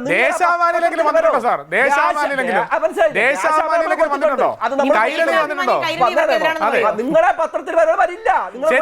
ദേശാഭിമാനിയിൽ വന്ന ഒരു വാർത്ത പറയില്ലേ? ദേശാഭിമാനിയിൽ വന്നൊരു വാർത്തയിലേക്ക് ഈ കണക്കുകൾ താങ്കൾ കൂടി ഒന്ന് ഈ നവകേരള പരിപാടി മറ്റുള്ള കാര്യങ്ങളുടെ ഒന്ന് താങ്കളോട് ഒന്ന് ഗൂഗിളൊക്കെ ചെയ്ത് വെക്കുക. മറുപടി പറയേണ്ടി വരുന്ന സാഹചര്യങ്ങളാണ്. ഇതിന് മറുപടി പറയേണ്ടി വരുന്ന സാഹചര്യമാണ്. താങ്കളിലേക്ക് തിരികെ വരാം. ഇത് നമുക്ക് കോൺഗ്രസിന്റെ പ്രതിനിധി കൂടെ ഉണ്ട്. കാരണം സമയം വളരെ അതിക്രമിച്ചു പോവുകയാണ്. ശ്രീ രജിത് രവീന്ദ്രൻ, നോക്കൂ, UDF സർക്കാർ അധികാരത്തിൽ വരാൻ പോവുകയാണ്. തിങ്കളാഴ്ച സമ്പൂർണ്ണ മന്ത്രിസഭ സത്യപ്രതിജ്ഞ ചെയ്ത് അധികാരമേൽക്കുകയും ചെയ്യും. വലിയ പ്രതീക്ഷകൾ ഒരു ഭാഗത്തുണ്ട്, മറുഭാഗത്ത് ഈ പറഞ്ഞതുപോലെ വലിയ വെല്ലുവിളികളുമുണ്ട്. അതായത് കഴിഞ്ഞ 10 വർഷം കേരളത്തെ മൊത്തത്തിൽ അഴിമതിയിൽ മുങ്ങിക്കുളിച്ച് അല്ലെങ്കിൽ എല്ലായിടത്തും ഒരു തരത്തിലുള്ള നല്ല ഭരണം പോലും കാഴ്ചവെക്കാൻ കഴിയാതെ എല്ലാ ജനങ്ങളെയും ദുരിതത്തിലാക്കിയ ഒരു സർക്കാർ പടിയിറങ്ങി പോകുമ്പോൾ അതിന് ബാക്കി വെച്ചിരിക്കുന്ന കാര്യങ്ങൾ അത് അനുഭവിക്കേണ്ടി വരുന്നത് പിന്നാലെ വരുന്ന സർക്കാരാണ്, തുടർന്ന് വരുന്ന സർക്കാരാണ്. എങ്ങനെയാണ് ഇതിനോട് പ്രതികരിക്കുന്നത്? ഈ കഴിഞ്ഞ കാലങ്ങളെ ഓർത്ത് നമ്മൾ ദുഃഖിക്കേണ്ട ഒരു കാര്യമില്ല എന്ന് തന്നെ ഞാൻ പറയുകയാണ്. കാരണം പ്രതിപക്ഷ സ്ഥാനത്തിരിക്കുന്നത് ശ്രീ പിണറായി വിജയൻ ആയതുകൊണ്ട് തന്നെ ചോദ്യങ്ങൾ തുടരും. കഴിഞ്ഞ കാലങ്ങളിൽ ചെയ്തു വച്ചിരിക്കുന്നതൊക്കെ ഈ നമ്മൾ ഭരണകക്ഷിയിലേക്കാണ് പോകുന്നതെങ്കിലും ജനങ്ങൾ ആഗ്രഹിക്കുന്ന തരത്തിലേക്കുള്ള പ്രവർത്തനങ്ങൾ നടപ്പിലാക്കുക എന്ന ഉദ്ദേശത്തോടു കൂടി കഴിഞ്ഞ ഒരു വർഷ കാലയളവിൽ തയ്യാറാക്കിയ പദ്ധതികളും ഇന്ദിരാ ഗ്യാരണ്ടി അടക്കമുള്ള പ്രോജക്റ്റുകളുമായിട്ടാണ് ഇന്ന് ജനങ്ങളുടെ മുന്നിലേക്ക് UDFൻ്റെ സർക്കാർ വന്നിരിക്കുന്നത്. അപ്പോൾ ഉമ്മൻചാണ്ടി സാറിൻ്റെ പേരിലുള്ള പെൻഷൻ അടക്കമുള്ളവ നടപ്പിലാക്കിക്കൊണ്ട് ജനഹിതമായ രീതിയിൽ വളരെ സമ്പൂർണ്ണമായ ഒരു അഴിച്ചുപണിയോടുകൂടി കൃത്യമായി എവിടെയൊക്കെയാണോ അഴിമതി നടന്നത്, എവിടെയൊക്കെയാണോ ഇത്തരത്തിൽ കേരളത്തിനെ വികസനത്തിന് പിന്നോട്ട് വലിച്ചത് അടക്കമുള്ള എല്ലാ പ്രശ്നങ്ങളും ഒഴിവാക്കിക്കൊണ്ട് വരാൻ പോകുന്നൊരു ഗുഡ് ഗവേണൻസ് നടത്തിക്കൊണ്ട് പോകാൻ ശ്രീ VD സതീശൻ്റെ നേതൃത്വത്തിലുള്ള മന്ത്രിസഭയ്ക്ക് കഴിയുമെന്നുള്ളത് തർക്കമില്ലാത്ത കാര്യം തന്നെയാണ്.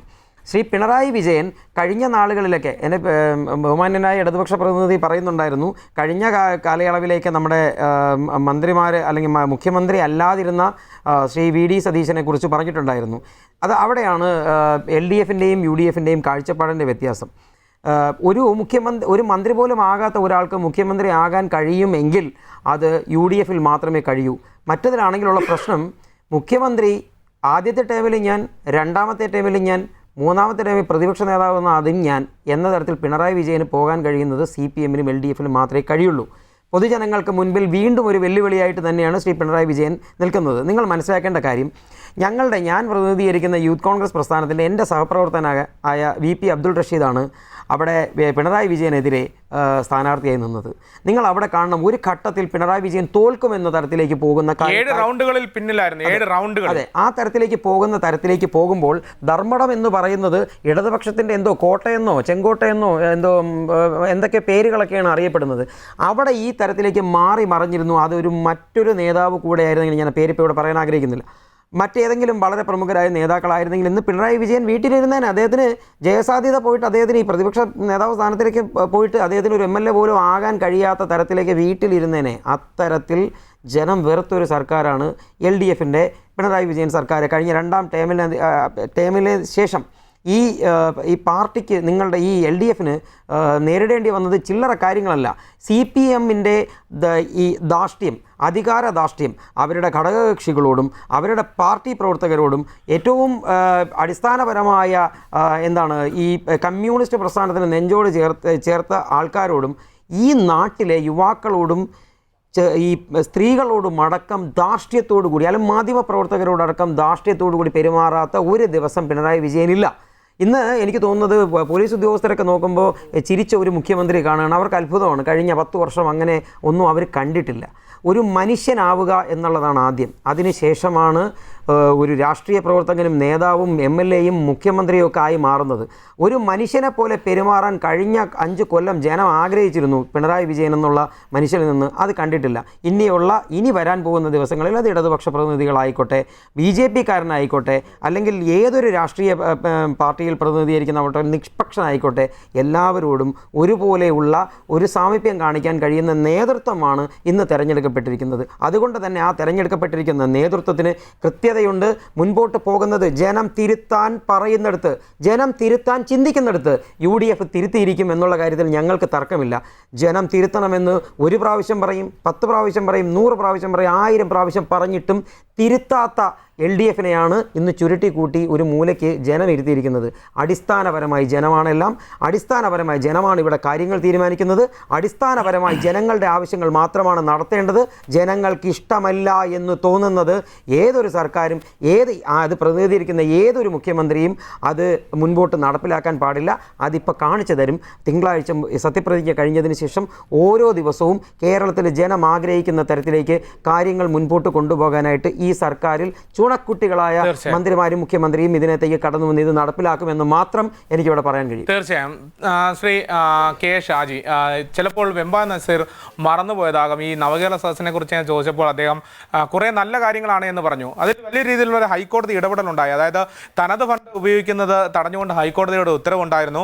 പരസ്യ പിരിവിന് കൃത്യമായ കണക്കുകളോ ഓഡിറ്റിങ്ങോ സംവിധാനങ്ങളോ ഇല്ലാത്ത പരസ്യ പിരിവുകളുടെ നീക്കം അത് സർക്കാർ തടഞ്ഞിട്ടുണ്ടായിരുന്നു. സിറ്റിസൺ റെസ്പോൺസ് പ്രോഗ്രാം എന്ന് പറയുന്ന ആ പ്രോഗ്രാമിലൂടെ 20 കോടി അനുവദിച്ച, അതായത് ബജറ്റ് അനുമതിയില്ലാതെ 20 കോടി അനുവദിച്ച നടപടി സാമ്പത്തിക നയങ്ങൾക്ക് വിരുദ്ധമാണെന്ന് ചൂണ്ടിക്കാട്ടിക്കൊണ്ട് ഹൈക്കോടതി തടഞ്ഞു. ഇങ്ങനെ ഹൈക്കോടതിയുടെ 3 പ്രധാനപ്പെട്ട ഇടപെടലുകൾ ഉണ്ടായി.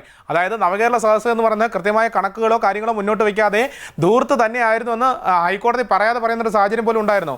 ആ ധൂർത്ത് ഈ പറഞ്ഞ കടത്തിൽ എത്രത്തോളം ആഘാതം സൃഷ്ടിച്ചു എന്നുള്ളതാണ് നമ്മുടെ ചോദ്യം. തീർച്ചയായിട്ടും ഈ നവകേരള സദസ്സിനെ പറ്റി ഒരുപാട് വിവാദങ്ങളുണ്ടായിട്ടുണ്ട്. ഈ സമീപ നാളുകളിൽ തന്നെ കേരളത്തിൽ മുതിർന്ന ഒരു IAS ഉദ്യോഗസ്ഥൻ പറഞ്ഞ കുറേ ഞെട്ടിപ്പിക്കുന്ന കാര്യങ്ങളുണ്ട്. കേരളത്തിലെ ആത്മാഭിമാനമുള്ള IAS ഓഫീസർമാരോട് വ്യാപകമായി പിരിവെടുക്കാൻ, അത് പാറമട മുതലാളിമാരിൽ നടക്കാം, മയക്കുമരുന്നൊന്നും ഞാൻ പറയുന്നില്ല, അത്തരത്തിലുള്ള ആളുകളിൽ നിന്ന് പിരിവെടുത്ത് ആ പണം കൊണ്ട് കശുവണ്ടി വാങ്ങി പാലിലിട്ട് കുതിർത്ത് പൗരപ്രമുഖന്മാർക്ക് വേണ്ടി സൂക്ഷിക്കാനാണ് പറഞ്ഞത് എന്നാണ് അദ്ദേഹം ചാനലുകളിൽ വന്ന് പറഞ്ഞത്. ഉത്തരവാദിത്തപ്പെട്ട ആരും അത് നിഷേധിച്ചിട്ടില്ല. നമ്മൾ നോക്കുക, പണ്ടത്തെ പുരാതന റോമിൽ ഹൗസ് ഓഫ് കോമൺസ് എന്ന് പറയുന്ന സംവിധാനം ഉണ്ടായിരുന്നു. അതായത് ഭരണാധികാരികൾക്കും സാധാരണ മനുഷ്യർക്കും ഇടയിലുള്ള വേറെ ഒരു തലത്തിലുള്ള കുറേ ആളുകളെയാണ് ഹൗസ് ഓഫ് കോമൺസ് എന്ന് പറയുക. ഏതാണ്ട് അതേ ഹൗസ് ഓഫ് കോമൺസിൻ്റെ ലെവലിലേക്കാണ് നാട്ടിലുള്ള സകല പാറമട മുതലാളിമാരും സകല എന്താ പറയുക വിഭവങ്ങൾ ചൂഷണം ചെയ്യുന്ന ആളുകളും ബ്ലേഡ് കമ്പനിക്കാരും സ്വർണ്ണക്കച്ചവടക്കാരും ഒക്കെ ഉയർത്തപ്പെട്ടത്. അങ്ങനെയുള്ള ഒരു കൂട്ടം ആളുകൾ അത് പൊതുസമൂഹത്തിനും ഭരണ സംവിധാനത്തിനും ഇടയിൽ നിന്നുകൊണ്ട് ഇതിൻ്റെ ആനുകൂല്യങ്ങളെല്ലാം തട്ടിയെടുക്കുന്ന, ഈ ഒരു വികസന സങ്കല്പങ്ങളെ ഇല്ലാതാക്കുന്ന, സ്വാർത്ഥ താല്പര്യങ്ങൾക്ക് വേണ്ടി ഭരണത്തെ മാറ്റിക്കളയുന്ന ഇത്തരക്കാർക്ക് വേണ്ടി നടത്തിയൊരു സംവിധാനത്തിൻ്റെ പേരിൽ വ്യാപകമായിട്ട് നാട്ടിലെ ഭരണപരമായിട്ടുള്ള നടപടിക്രമങ്ങൾ പ്രൊസീജിയർ പോലും വയലേറ്റ് ചെയ്യപ്പെട്ടു എന്നാണ് ഇപ്പോൾ നിങ്ങളിപ്പോൾ സൂചിപ്പിച്ച കാര്യം. നോക്കുക, ഇവിടെ എന്ത് തരത്തിലുള്ള അക്കൗണ്ടബിലിറ്റിയാണ് കേരളത്തിൽ ഉണ്ടായിരുന്നിട്ടുള്ളത്? അപ്പോൾ ഇവിടെയാണ് ഒരു മാറ്റം ഉണ്ടാവേണ്ടതിൻ്റെ കാര്യം. കാരണം ജനങ്ങൾക്ക് വേണ്ടി ആണ് ഭരണം, അല്ലെങ്കിൽ ജനങ്ങളുടെ പ്രശ്നങ്ങളെ അഡ്രസ്സ് ചെയ്യുന്നതാണ് ഭരണം. അതുകൊണ്ടാണ് ഇന്ന് ഈ ആശാ വർക്കർമാർ VD സതീശനെ പോയി കാണുകയും അദ്ദേഹം അവർക്ക് പരിഹാരമുണ്ടാകുമ്പോൾ അതിനുള്ള ശ്രമങ്ങൾ തുടങ്ങിക്കഴിഞ്ഞു എന്നുള്ള ഒരു ഉറപ്പ് നൽകുകയും ചെയ്യുന്നത്. അപ്പോൾ നമ്മൾ നോക്കുക, ഈ പറഞ്ഞ ഇന്ന് അദ്ദേഹത്തെ പോയി കണ്ട ഈ ആശാ വർക്കർമാർ എന്ന് പറഞ്ഞാൽ ഒരു കോൺഗ്രസ് പ്രവർത്തകരോ UDF പ്രവർത്തകരോ ഒന്നുമല്ല. ബഹുഭൂരിപക്ഷം പേർക്കും ഒരു ഭൂതകാലം, കമ്മ്യൂണിസ്റ്റുകാരുടേതായ ഭൂതകാലമുണ്ട്. ശ്രീ K. ഷാജി, അതിൽ ഏറ്റവും വലിയ പ്രത്യേകതയുള്ള ഒരു കാര്യം കൂടി ഉണ്ടായിരുന്നു. അവർ സ്ഥാനാർത്ഥികളെ നിർത്തി എന്നുള്ളതാണ്. അവർ ഇത്തവണത്തെ തെരഞ്ഞെടുപ്പിൽ പല സ്ഥാനാർത്ഥികളെയും പലയിടങ്ങളിലും ഈ കഴിഞ്ഞ ത്രിതല പഞ്ചായത്ത് തെരഞ്ഞെടുപ്പുകളിൽ പോലും അവരുടെ സ്ഥാനാർത്ഥികൾ ഉണ്ടായിരുന്നു എന്നുള്ളത് വളരെ പ്രധാനപ്പെട്ട ഒരു കാര്യമാണ്. തീർച്ചയായിട്ടും നമ്മൾ നോക്കുക, കേരളം ആശാ വർക്കർമാരുടെ വിലയറിഞ്ഞത് ഈ കോവിഡ് കാലഘട്ടത്തിലാണ്. നമ്മുടെ പൊതുജനാരോഗ്യ സംവിധാനത്തെ ശക്തിപ്പെടുത്തുന്നതിൽ കേരളത്തെ നമ്പർ 1 എന്ന് മുഖ്യമന്ത്രിക്കും അതുപോലെ ശൈലജ ടീച്ചർക്കും പറയാൻ അവസരമുണ്ടാക്കി കൊടുത്ത ഈ സാധാരണക്കാരായ കുറച്ച് സ്ത്രീകളാണ്. അവർ തുച്ഛമായിട്ടുള്ള കൂലിക്കാണ് ഈ കേരളമാകെ നടന്ന് എൻ്റെയും നിങ്ങളുടെയും എല്ലാം ആരോഗ്യം സംരക്ഷിച്ച് കേരളത്തെ നമ്പർ 1 ആക്കിയത്. ആ നമ്പർ 1 ആക്കിയ ആളുകളുടെ ആത്മാഭിമാനത്തിൽ ചവിട്ടി നിന്നുകൊണ്ടാണ് സർക്കാർ ലോക കേരള സഭയും പൗരപ്രമുഖരെയും ഒക്കെ ഉണ്ടാക്കി തീർത്ത് വേറെ തരത്തിലുള്ള അസമത്വത്തിൻ്റെയും ചൂഷണത്തിൻ്റെയും മേലധികാരത്തിൻ്റെയും ഒരു തരത്തിലുള്ള ജനങ്ങൾക്ക് മുകളിലുള്ള മറ്റൊരു തലത്തിലേക്ക് കാര്യങ്ങൾ കൊണ്ടുപോയത്. ഈ കേരളത്തിലാണ് ഞാൻ നേരത്തെ സൂചിപ്പിച്ചതുപോലെ ഒരു ഹെലികോപ്റ്റർ വാടകയ്ക്ക് എടുക്കപ്പെടുകയും ഒരു മുഖ്യമന്ത്രി ഹെലികോപ്റ്റർ സഞ്ചരിക്കുകയും ചെയ്തത്. അപ്പോൾ ഇവിടെയാണ് ശരാശരിക്കാരുടെ അവകാശങ്ങൾ ചവിട്ടി വരയ്ക്കുകയും അത് ചെയ്ത ആളുകളെല്ലാം അവരെ തന്നെ കമ്മ്യൂണിസ്റ്റുകാരെന്നും ഇടതുപക്ഷക്കാരെന്നും വിളിക്കുകയും ചെയ്ത്. ഇവിടെയാണ് വി ഡി സതീശൻ പറഞ്ഞതിൻ്റെ വലിയൊരു പ്രാധാന്യം. അദ്ദേഹം പറഞ്ഞു പഴയ ഇടതുപക്ഷമൊക്കെ പോയി, ഇന്നത്തെ ഇടതുപക്ഷം ഞങ്ങളാണ് ഇടതുപക്ഷം, ഞങ്ങൾ ഇപ്പോൾ ആളുകളോട് കൂടെ നിൽക്കും. അപ്പോൾ അതുകൊണ്ടാണ് ഒരു കോൺഗ്രസിൻ്റെ മുഖ്യമന്ത്രി ഇന്നിവിടുത്തെ ആശാ വർക്കർമാരുടെ കൂടെ നിൽക്കുന്നു. സാധാരണക്കാരോട് പറയും നിങ്ങൾക്ക് നിർഭയമായി ക്ലിഫ് ഹൗസിലേക്ക് വരാം, നമ്മുടെ ആഡംബരങ്ങളില്ല, അവിടെ സാധാരണക്കാർക്ക് കടന്നു വരാൻ പറ്റും, സെക്രട്ടേറിയറ്റ് പ്രാപ്യമാണ്, അതുപോലെ അനാവശ്യ ചെലവുകൾ നിയന്ത്രിക്കും. അപ്പോൾ ഇവിടെയൊക്കെ ഇതൊരു തുടക്കം മാത്രമാണ്, നമുക്ക് വലിയ പ്രതീക്ഷയുണ്ട്. അപ്പം നേരത്തെ നമ്മൾ പറഞ്ഞു ഈ സ്ത്രീകൾക്ക് സൗജന്യ യാത്രാ സൗകര്യം കൊടുക്കുമെന്ന് പറഞ്ഞിട്ടുള്ള ഒരു തീരുമാനം നോക്കുക. ബി ജെ പിക്കാർ ഇതിനെ പരിഹസിക്കാൻ നോക്കി, വേറൊരു തരത്തിലേക്ക് അതിനെ കൊണ്ടുപോകാൻ നോക്കി. ഇപ്പം ഞാൻ ഇന്നും ചില വളരെ ആധികാരികമായിട്ട് ദേശീയ മാധ്യമങ്ങളിൽ വന്ന ചില റിപ്പോർട്ടുകൾ വായിച്ചു. തമിഴ്നാട്ടിലും കർണാടകത്തിലും ഒക്കെ ഇത് മുമ്പ് നടപ്പാക്കിയതാണ്, എം കെ സ്റ്റാലിനും സിദ്ധരാമയ്യ നടപ്പാക്കിയതാണ്. അവിടെയൊക്കെ സാധാരണക്കാരായ ഏറ്റവും താഴെത്തട്ടിലുള്ള സ്ത്രീകളുടെ ആത്മാഭിമാനം അത് വർദ്ധിപ്പിച്ചു, ഒരുപാട് വരുമാനം ഉണ്ടാക്കാൻ അവർ തുടങ്ങി. അത് സാമ്പത്തിക വ്യവസ്ഥയെ തന്നെ ശക്തിപ്പെടുത്തുന്നുണ്ടായി. തീർച്ചയായിട്ടും ഇത്തരത്തിലുള്ള മാറ്റങ്ങൾ ഇവിടെയും വരും. വ്യക്തമാണ്. ശ്രീ വെമ്പായ നസീർ, ഇവിടെ ഉയർന്ന കാര്യങ്ങൾക്ക് അങ്ങേക്ക് ഈ ഘട്ടത്തിൽ മറുപടി പറയാം. ഒപ്പം 2016 ഒന്നാം പിണറായി സർക്കാർ അധികാരത്തിൽ വന്നപ്പോഴാണ് ഓരോ ഫയലുകളും അതിൽ തുടിക്കുന്ന ജീവനുകളാണ്, സ്പന്ദനം ഉളവാക്കുന്ന ജീവനുകളാണ് എന്ന് പറയുന്ന പിണറായി വിജയനെ കണ്ടത്. 14 വർഷം ശമ്പളമില്ലാതെ ജോലി ചെയ്ത ഒരു അധ്യാപികയുടെ ഭർത്താവ് ജീവൻ എടുക്കുന്ന കാഴ്ച നമ്മൾ കണ്ടതാണ്. അതായത് 10,000-ങ്ങളല്ല സെക്രട്ടേറിയറ്റിൽ ഇപ്പോഴും കെട്ടിക്കിടക്കുന്നത്, ലക്ഷങ്ങളാണ്. 5 ലക്ഷത്തോളം ഫയലുകൾ ഇപ്പോഴും സെക്രട്ടേറിയറ്റിൽ കെട്ടിക്കിടക്കുന്ന ഒരു സാഹചര്യമാണ് നിലവിൽ. അതിൽ പല ഫയലുകളും ഈ തെരഞ്ഞെടുപ്പ് കഴിഞ്ഞപ്പോൾ കാണാതാകുന്ന സാഹചര്യം, അവിടെ തീ കത്തുന്നതൊക്കെ നമ്മൾ കണ്ടതാണല്ലോ അല്ലെ. അപ്പോ എന്താണ് നിങ്ങൾ ഇതുവരെ പറഞ്ഞ നിങ്ങളുടെ മേന്മ? ഇവിടെയാണ്, ഇവിടെ നിന്ന് തുടങ്ങാം. മേഘ, ഒരു സർക്കാരിന് കുറ്റങ്ങളും കുറവുകളൊക്കെ സാധാരണ ഉണ്ടാകും. ഒരു 10 വർഷം ഭരിച്ച ഒരു സർക്കാരാണ്. അപ്പോൾ പൂർണ്ണമായും 100% വിജയമായിരുന്നു എന്നത് ഞാൻ അവകാശപ്പെടുന്നില്ല. എത്ര ശതമാനം താങ്കൾ അങ്ങ് എന്താണ് ഞാൻ സംസാരിക്കുമ്പോൾ മാത്രം കോൺഗ്രസിന്റെ നേതാക്കൾ സംസാരിക്കുമ്പോഴെല്ലാം മിണ്ടാതെ ഇരിക്കും. ശരി, താങ്കൾ ഈ കാര്യങ്ങൾ പറയുമ്പോൾ ഉണ്ടാകുന്ന ഒരു വിമുഖതയാണ്. കാരണം ഈ ഒരു കാര്യങ്ങൾ പറയുമ്പോൾ ഉണ്ടാകുന്ന ഒരു കുഴപ്പം കൂടിയാണ്. എത്ര ശതമാനം താങ്കൾക്ക് കൊടുക്കാൻ കഴിയും? ഉണ്ടാവണമല്ലോ, അതാണ് നിങ്ങളുടെ എത്ര ശതമാനം താങ്കൾക്ക് കൊടുക്കാൻ കഴിയുന്നതാണ്. മനസ്സിലായില്ല, അങ്ങനെ അസ്വസ്ഥത ഉണ്ടാകണം. ശരി, ഞാൻ പറയട്ടെ. അപ്പോൾ 10 വർഷക്കാലം തുടരെ ഒരാൾ തന്നെ മുഖ്യമന്ത്രിയായി ഒരു അപൂർവം ഒരു ചരിത്രം കുറിച്ച ആളാണ് ശ്രീ പിണറായി വിജയൻ. 10 വർഷം. അപ്പോൾ അദ്ദേഹത്തിൻ്റെ ഭരണകാലത്ത് ഉണ്ടായ ചെറിയ തെറ്റുകുറ്റങ്ങളും ചെറിയ പ്രശ്നങ്ങളും ചൂണ്ടിക്കാണിക്കുന്നതോടൊപ്പം അദ്ദേഹം ചെയ്ത നല്ല കാര്യങ്ങളും ഒരു കാര്യം അല്ല, അതാണ് ഈ പ്രശ്നം. ഞാൻ പറഞ്ഞു വരട്ടെ. ശരി, താങ്കൾ പറയൂ. എന്തുകൊണ്ട് കുറ്റത്തിനെ കുറ്റമാണ് എന്ന് നമ്മൾ പറയുന്ന അതേ ആർജവവും അതേ ഒരു തന്റെ ഇടവും നമ്മൾ നല്ല കാര്യത്തിന് നമ്മൾ കാണിക്കണം. അത് ഇപ്പൊ വി ഡി സതീശൻ അവർകൾ നല്ല ചെയ്താലും ഞാൻ നല്ലതെന്ന് പറയും, മോശമെന്ന് പറയും. ഇനി പിണറായി വിജയൻ തോൽവി ഏറ്റെടുക്കാത്തത് എന്തുകൊണ്ടാണ്? ഞാനൊന്ന് പറഞ്ഞു വരട്ടെ. അപ്പോ ഈ പിണറായി വിജയൻ അവർ ഈ 10 വർഷക്കാലം ചെയ്ത ഒരു കാര്യം അദ്ദേഹം പറയും.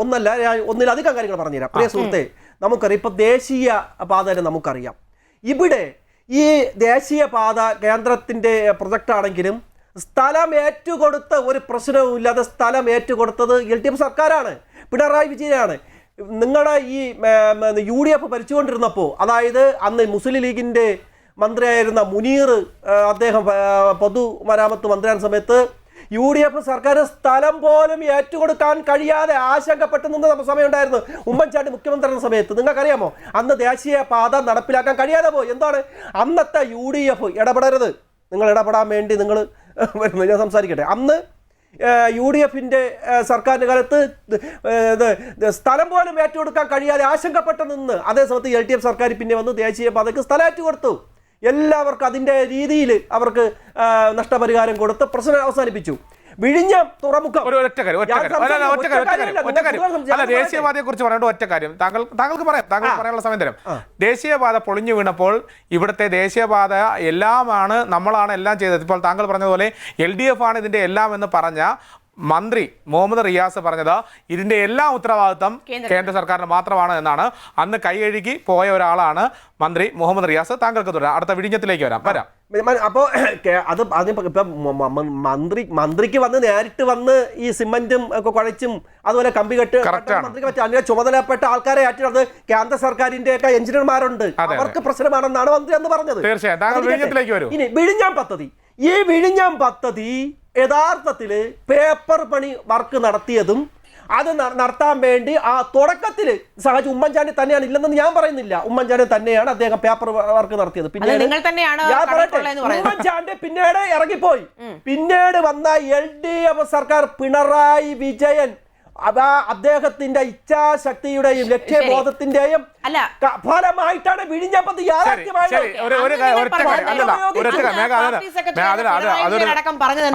ഒരു കാര്യം കൊണ്ട് താങ്കൾ പറ്റുമെങ്കിൽ താങ്കൾ അന്വേഷിക്കാൻ കഴിയുമെങ്കിൽ പബ്ലിക് ലൈബ്രറിയിൽ ഉൾപ്പെടെ ഉണ്ട് 2015 ദേശാഭിമാനിയുടെ പത്രം ആദ്യ പേജ് ഒന്ന് കാണണം.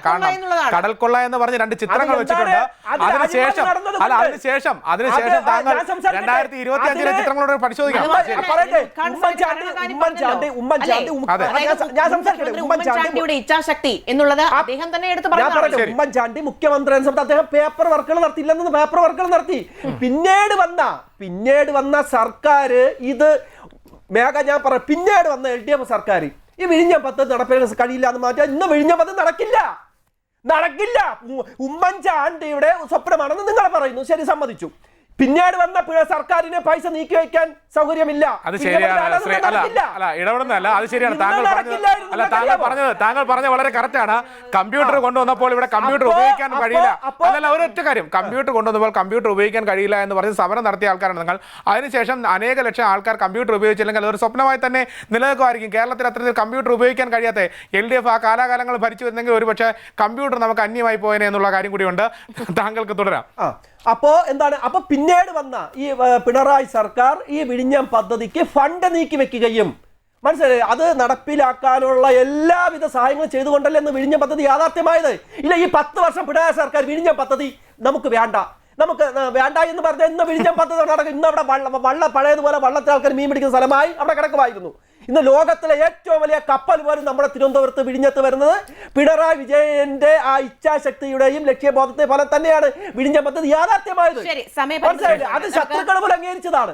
അതുപോലെ ഒരു മിനിറ്റ്, 600 രൂപ പെൻഷൻ, നിങ്ങൾ 600 രൂപ പെൻഷൻ കൊടുത്തോണ്ട് അതുപോലെ നേരാവണ്ണം കൊടുക്കാൻ പറ്റുന്നത് 2000 രൂപയാണ് പെൻഷൻ. 2000 രൂപ അറിയാമോ? ഇരിക്കട്ടെ, 2000. പിന്നെ ഒരു പറഞ്ഞിട്ടെ, 65 ലക്ഷം ഈ കാര്യങ്ങൾക്കൊക്കെ മറുപടി പറയാം.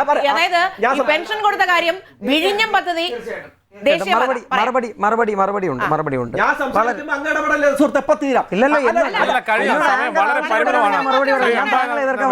നമുക്ക് സമയം വളരെ കുറച്ചാണ്. കേരള സർക്കാരിന്റെ വികസനങ്ങളെ പറഞ്ഞു തുടങ്ങി.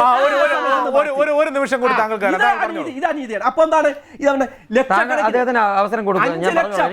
5 ലക്ഷം ആൾക്കാർക്ക് ഭവന നിർമ്മാണം. നിങ്ങൾക്കറിയാം, വന്നവർ സുഖമായിട്ട് വാടകയ്ക്ക് കിടന്ന് സ്വന്തം വീട്ടിൽ നിന്ന് കിടക്കുന്ന പിണറായി വിജയൻ ഔദാര്യം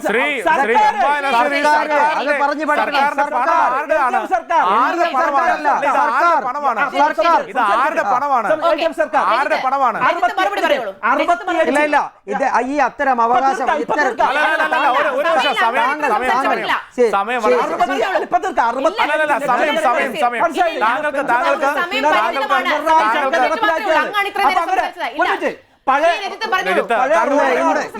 LDF സർക്കാർ ഈ കഴിഞ്ഞ കാലയളവിലൊക്കെ ശ്രീ അത് പറഞ്ഞ ശ്രീ പിണറായി വിജയന്റെ ഔദാര്യത്തിലാണ് ഇവിടുത്തെ ജനങ്ങൾ ജീവിച്ചിരുന്നു എന്ന് ആ ധാർഷ്ട്യം ഇപ്പോഴും അവസാനിപ്പിക്കാൻ തയ്യാറല്ലാതെ മുൻപോട്ട് പോകുമ്പോൾ ഇനി ജനത്തിന് തോൽപ്പിക്കണമെന്നുണ്ടെങ്കിൽ അടുത്ത ഒരു പാർലമെന്റ് തെരഞ്ഞെടുപ്പേ ഉള്ളൂ. അതുകൊണ്ട് ഈ 3 വർഷം വീണ്ടും ഇത്തരം അവകാശവാദങ്ങളുമായിട്ട് ഇരിക്കരുത്. പിണറായി വിജയൻ വീണ്ടും പ്രതിപക്ഷ നേതാവ് ആയതിൽ പോലും പൊതുജനങ്ങൾ വളരെ ആക്ഷേപഹാസ്യമായി തന്നെയാണ് സോഷ്യൽ മീഡിയയിലൊക്കെ പ്രതികരിച്ചുകൊണ്ടിരിക്കുന്നത്. നിങ്ങളത് ഇനിയെങ്കിലും മനസ്സിലാക്കുക.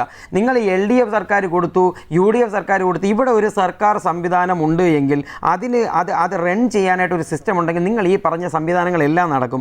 ഇതിലൊരു ഗുഡ് ഗവേണൻസ് നടത്തണം. ജനങ്ങളുടെ ഹിതം അറിഞ്ഞുകൊണ്ട് അവിടെ പ്രവർത്തിക്കണം. കുറച്ച് ഉദ്യോഗസ്ഥരുണ്ടെങ്കിൽ തന്നെ എല്ലാ പ്രവർത്തനങ്ങളൊക്കെ ഇവിടെ താനേ നടന്നുള്ളൂ. ഇവിടെ താനേ റോഡ് വരും, ഇവിടെ താനേ കാര്യങ്ങൾ വരും. അത് വികസനത്തിന് കൃത്യമായ മാസ്റ്റർ പ്ലാൻ തയ്യാറാക്കി ജനങ്ങളുമായി ഒരു ചർച്ചയിലൂടെ അല്ലെങ്കിൽ ജനങ്ങളുടെ മനസ്സറിഞ്ഞുകൊണ്ട് അവിടെ ഒരു ഡെവലപ്മെൻറ്റ് തയ്യാറാക്കുന്നതിന് ഒരു സർക്കാർ വരുമ്പോൾ ആ സർക്കാർ എന്തോ ഔദാര്യം കൊടുത്തു എന്നുള്ള രീതിയിലേക്ക് വരരുത്. അത് പാടില്ല. അതിന് UDF സർക്കാരാണെങ്കിലും LDF സർക്കാരാണെങ്കിലും ആരാണെങ്കിലും ശരി, അത് ആരുടെ ഔദാര്യമല്ല. ജനങ്ങളുടെ നികുതി പണം വാങ്ങി അതിൽ നിന്ന് ഇവിടെ ഡെവലപ്മെന്റ് നടത്തുന്നതാണ്.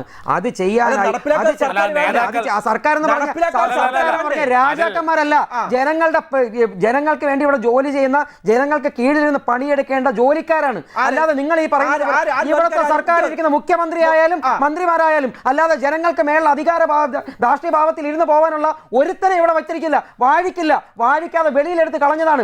അന്തസ്സില്ലാതെ ഏതെങ്കിലും തരത്തിൽ അന്തസ്സം ഏതെങ്കിലും മര്യാദ ഉണ്ടെങ്കിൽ കേരളത്തിലെ ജനങ്ങളെ വെല്ലുവിളിച്ച് ഇവിടെ ഞങ്ങൾ തന്ന ഔദാര്യത്തിൽ ജീവിക്കണം, അല്ലെങ്കിൽ മറ്റേ ക്ഷേമ പെൻഷൻ വാങ്ങിച്ചിട്ട് പിന്നെ വോട്ട് ചെയ്തില്ല തെണ്ടികൾ എന്നുള്ള രീതിയിൽ മണിയാശാൻ അടക്കം ഔദാര്യം ഈ നാട്ടിൽ നടക്കില്ല. മണിയാശാൻ പറഞ്ഞു തെണ്ടികളെന്ന് പറഞ്ഞു. അത് താങ്കൾ പറഞ്ഞ പോലോ, ഞാൻ കേട്ടതാണല്ലോ. താങ്കൾ പറഞ്ഞു അത് മണിയാശാൻ നിങ്ങൾ മണിയാശാനെ വെളുപ്പിക്കുന്നേക്ക് അങ്ങനെ ഇവിടെ മലയാളി ഇവിടുത്തെ ജനം നിങ്ങളെ വേണ്ടാതെ ചുരുട്ടിക്കൂട്ടി ചവിട്ടി പുറത്ത് കളഞ്ഞു. നിങ്ങളെ വേണ്ട. ഇവിടെ UDFന്റെ നല്ല അന്തസ്സുള്ള ആണുങ്ങളെ തെരഞ്ഞെടുത്ത് വെച്ചിട്ടുണ്ട്. അവർക്ക് വേണ്ടി നിങ്ങൾ തോറ്റില്ലേ?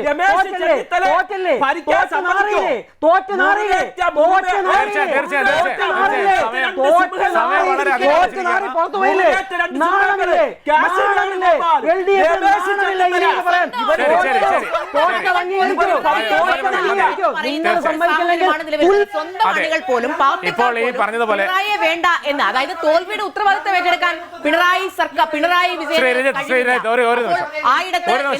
എന്തിന് പ്രതിപക്ഷ നേതാവാക്കണമെന്നുള്ള ചോദ്യങ്ങൾ സ്വന്തം അണികളുടെ ഇടയിൽ നിന്നും പ്രവർത്തകരുടെ ഇടയിൽ നിന്നും കേൾക്കുന്ന ശ്രീ രജിത്ത് ഒരു നിമിഷം നമുക്ക് സമയം പൂർണ്ണമായി അവസാനിച്ചിരിക്കുകയാണ്. ഈ ഒരു നിലയിലേക്ക് നമുക്ക് പോകാൻ കഴിയില്ല. സമയം വളരെ അതിക്രമിച്ചിരിക്കുകയാണ്. ഏതായാലും ഈ ചർച്ചയിൽ പങ്കെടുത്ത മൂവർക്കും വളരെയധികം നന്ദി. ഈ ചർച്ചയിൽ പങ്കെടുത്ത മൂന്നുപേർക്കും നന്ദി. ഇന്ന് ബിഗ് ന്യൂസ് പൂർണ്ണമാവുകയാണ്. തിങ്കളാഴ്ച മറ്റൊരു വിഷയമായി കണ്ടുമുട്ടാം. ജയ് ഹിന്ദ്.